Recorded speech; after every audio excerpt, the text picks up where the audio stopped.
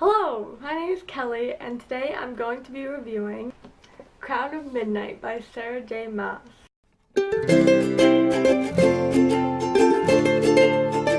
And I am so excited to talk about this book because I loved it 1,000 times better than the first one. And if you don't know, Crown of Midnight is the second book in the Throne of Glass series. So if you haven't read Throne of Glass or Crown of Midnight, then you should probably go do that, because I will spoil you. For those of you who don't know, the quick summary, Crown of Midnight is about, it starts right where Throne of Glass left off, about what happens to Selena after the competitions for the King's Champion, and she unravels more secrets about the castle, and there's more secrets about the king and her own friends, and she has to learn like who to trust and who to not trust. And I think it's a really big thing in this book, and that made it interesting. It's a really good book. Like I said, I really liked this book. I liked the pace more in this one than I did in Throne of Glass. I liked all the action, and just how the story is getting more and more complex is so interesting. And Sarah J. Maas is an amazing author. Her writing style is so beautiful. It's pretty crazy. Stuff goes down, and by the end of this book you're just like, give me the third one. Anyway, moving on to the spoilery part. So if you had not read the book, go do that and then come back and freak out with me, because I finished it just the other night and I was freaking out, and I was like, I need to record this right now while I'm freaking out, because holy cow. So, spoiler part now. I have a lot to talk about with this video, and I just think I'm gonna get Nahima's death out of the way. I was not expecting that at all. I still don't believe it happened. I am in complete denial about it, because I feel like Nahima's way too smart. She had so much more to live for, and her job just wasn't done. Her being Selena's friend just wasn't done. Like, I can't believe it ended that fast, and it upset me so much how she could be that stupid and let that guy kill her. And I know she said later on when Selena opened that portal, and still even then I didn't believe that she was really dead. And she said, yeah, I did it all for a reason, and to like keep things going and like keep you moving on your journey. And I'm like, that sucks that she had to die for Selena to learn something. That moment right there when she has to save Chal and she finds out that Nahima's being murdered, that's when everything falls apart. You would expect that kind of dramatic fall like at the end of the book, but you got it kind of like in the middle, and yeah, it was a punch in the gut, because everyone was just getting used to Chal, even if you liked him or not. The whole rest of the book I felt bad for him, but I kind of understood where Selena was coming from at the same time. And even when Archer explained that he did it just to get Selena away from Nahima, and Nahima knew that she was gonna die, I still felt bad for Chal. Oh, that part was really complex, and you would probably have to read it a couple times to fully understand what really happened, because there was a lot of mix-ups and confusions, and holy cow. How I feel about Chal and Dorian in this book, if you watch my last review, I think it's kind of obvious that I like Chal more. As a person too, I just like Chal more.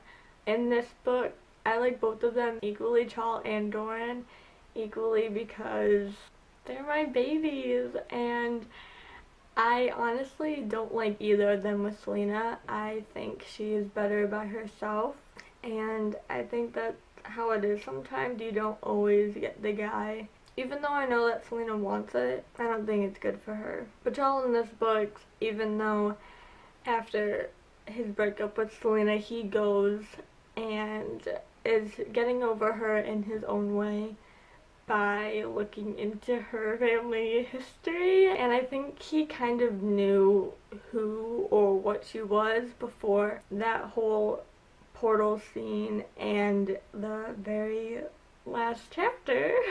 We got to see him like piece together some of the parts from her past while she wasn't saying anything herself. So I thought Charles' importance and part in this book was still pretty big, even though he got dumped and kind of hated. Dorian, on the other hand, I like him a lot more. At the beginning of this book, I didn't get what his purpose was at all. I was like, your chapters are pointless, I don't want to read about you.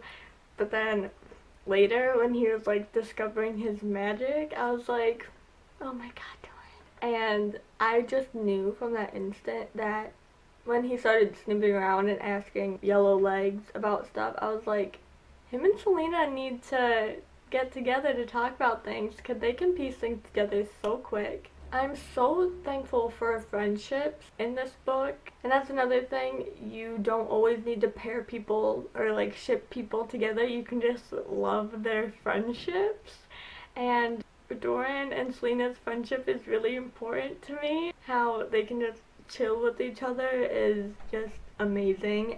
How she can tell him things, and it might be different than from what she tells Charles, but she's still getting him in secret and in the things. And it's funny because Dorian, he freaks out and he's like, oh my gosh, I need to control my magic or else everyone's gonna find out. I'm like, Dorian baby, I don't know, he doesn't seem that powerful, or it doesn't seem too out of hand, like I don't know, it just doesn't seem that bad. And then Selena, she was like, oh my gosh, you have raw magic. And I was like, oh, is that supposed to be like worse?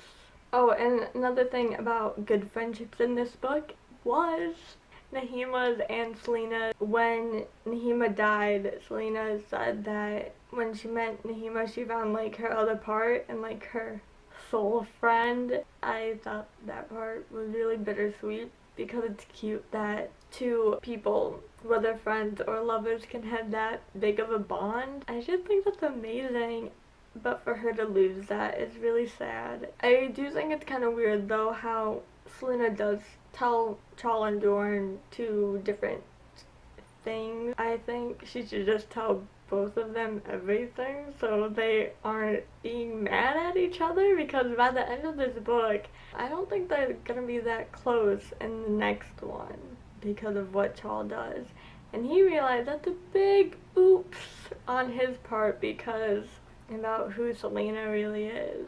I totally got spoiled on this part because I was on Tumblr and I follow book blogs, and they vlogged something about something from the Heir of Fire, the third book, and I was like, oh, so when I was reading about Selena's true identity in Crown of Midnight, I was like, oh, so that's how it connects together. Like, I knew who she was, but I didn't know how. So that was really nice to find out.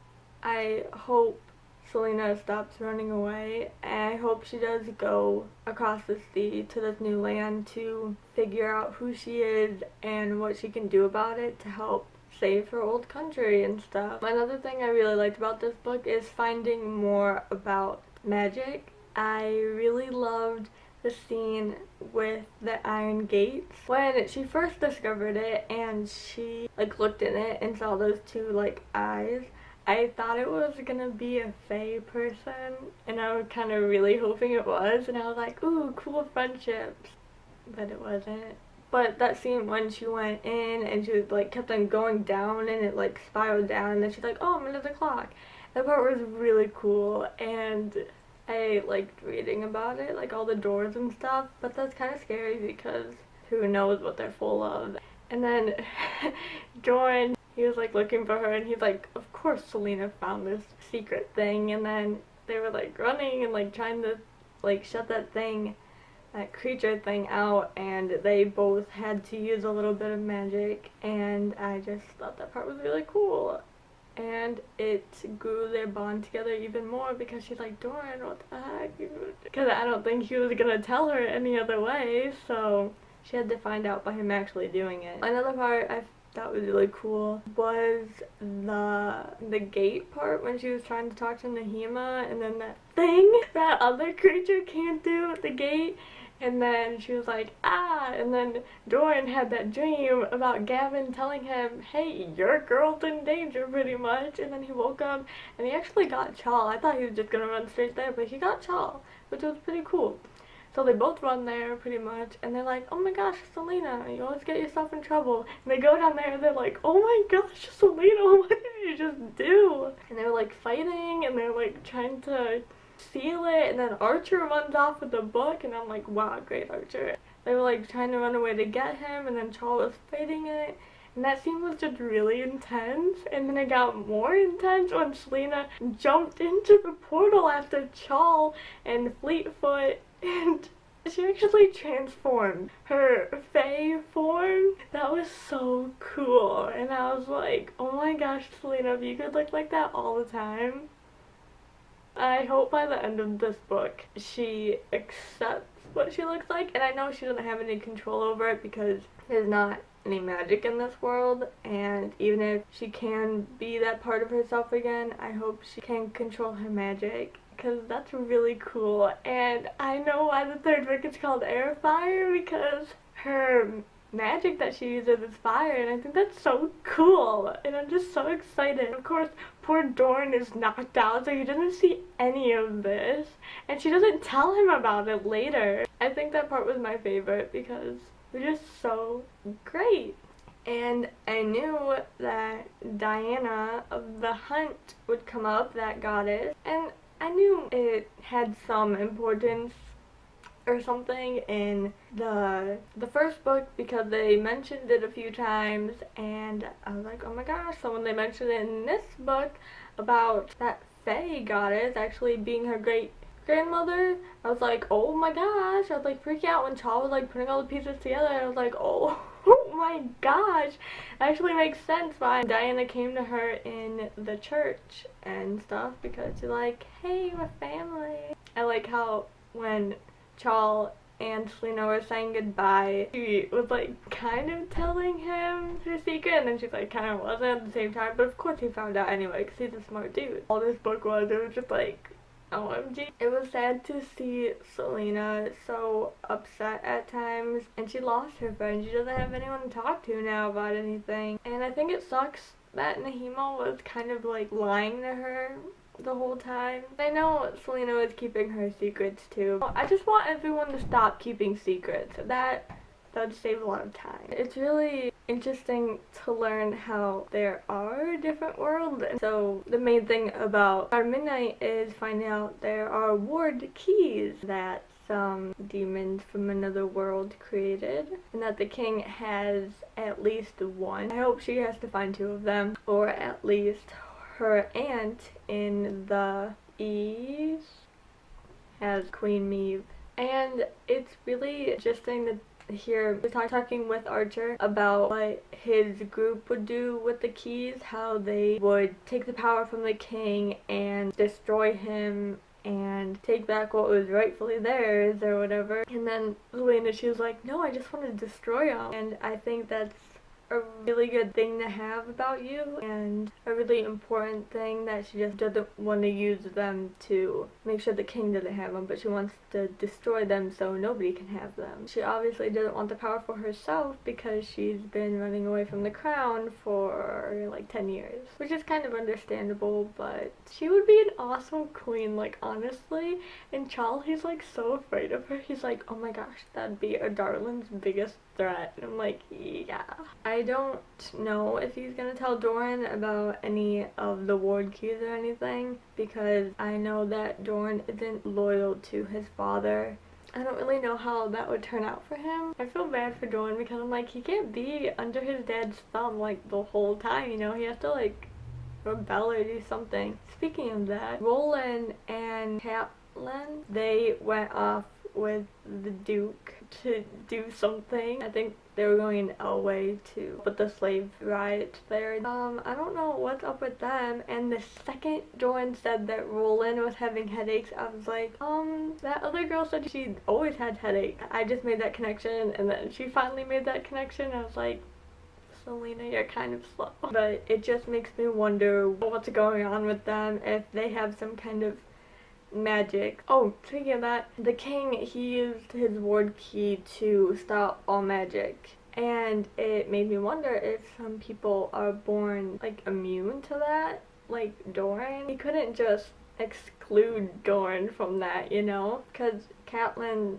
said that she was brought there for a reason, and I wonder if they found her because she was different and she could still use some kind of magic. That part was really weird though, and I didn't really get into it. I think that's all I have for this review. So if you like it, give it a thumbs up. And thank you for watching. Comment if you have any more thoughts that I left out. And just subscribe for more book reviews. Thanks for watching. Bye.